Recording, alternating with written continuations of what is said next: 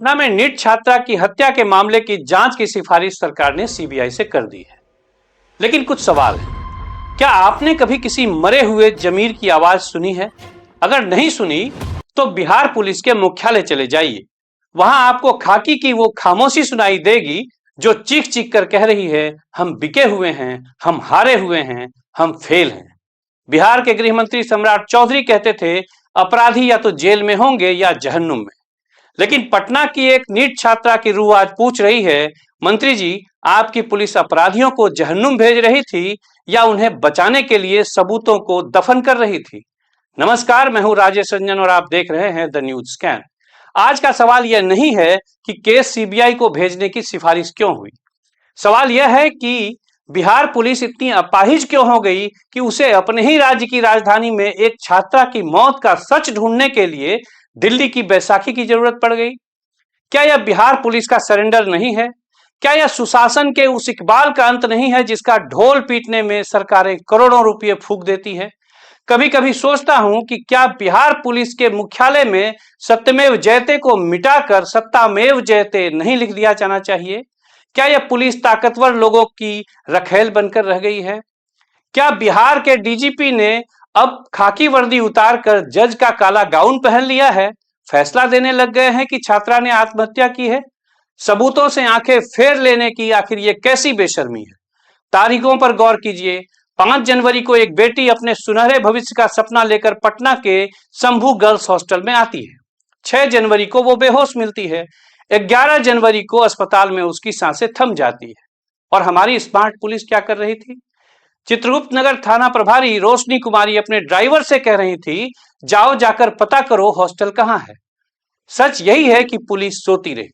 FSL की report चीख चीख कर कह रही है कि छात्रा के कपड़ों पर पुरुष के स्पर्म मिले हैं, शरीर के अंदरूनी हिस्सों पर हिंसा के सबूत मिले हैं। पुलिस के आला अधिकारी, एएसपी, एसएसपी बिना जांच किए मीडिया के सामने आकर कह देते हैं यह आत्महत्या है। हद तो यह है कि डीजीपी भी आत्महत्या की थ्योरी बताने लगते हैं। आखिर क्यों? किसके दबाव में? सवाल यह है कि वर्दी का काम न्याय दिलाना है या अपराधी के बचाव में कहानी बनाना? छात्रा की मां का आरोप सुनिए, आपका कलेजा कांप जाएगा। वे डीजीपी से मिलने जाती हैं और बाहर आकर कहती हैं, डीजीपी उन पर दबाव बना रहे थे कि मान लीजिए कि आपकी बेटी ने आत्महत्या ही की है। डीजीपी साहब, क्या आपने कोई नई लैब खोली है? क्या आपके पास कोई ऐसा दिव्य ज्ञान है जो विज्ञान, डॉक्टर और फॉरेंसिक एक्सपर्ट से भी ऊपर है? किस आधार पर आपने पीड़ित परिवार के मुंह पर आत्महत्या का फैसला दे मारा? अगर रक्षक ही पीड़ित को खामोश करने की सुपारी ले ले तो जनता आखिर किसके पास जाएगी? कल तक जो पुलिस रसूख दिखा रही थी, आज वो पस्त है। आखिर क्यों एम्स के डॉक्टर कह रहे हैं कि उन्हें पूरे कागजात नहीं दिए गए? क्या छिपाने की कोशिश हो रही थी? क्यों हो रही थी? सम्राट जी, आपने तो कहा था पुलिस को खुली छूट है। क्या यह छूट सबूत मिटाने की थी? क्या यह छूट अपराधियों को भागने का वक्त देने के लिए थी?